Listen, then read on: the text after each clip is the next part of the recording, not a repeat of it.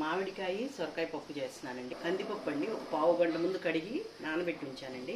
దాంట్లోకి ఇదిగోండి ఒక చిన్న మామిడికాయ ముక్క, ఒక చిన్న సొరకాయ ముక్క, ఒక 3 పచ్చిమిరపకాయలు, ఒక ఆనియన్, తగినంత పసుపు, కారం, పచ్చిమిరపకాయలు కట్ చేసి వేసేస్తున్నానండి. అలానే సొరకాయ ముక్కలు కూడా. మామిడికాయ కొంచెం కలర్ ఇలా ఉన్నా కానీ బాగా పుల్లగా ఉందండి, అందుకే వేస్తున్నాను. స్టవ్ మీద పెట్టి ఒక మీడియం ఫ్లేమ్లో అండి 3 విజిల్స్ రానిచ్చి దించేసేయండి అండి. అప్పుడు తాళింపేసాను. ఇదిగోండి పప్పు ఉడికిపోయింది.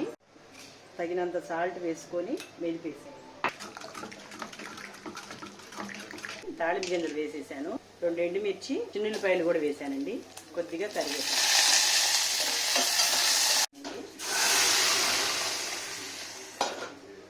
మామిడికాయ సొరకాయ పప్పు రెడీ.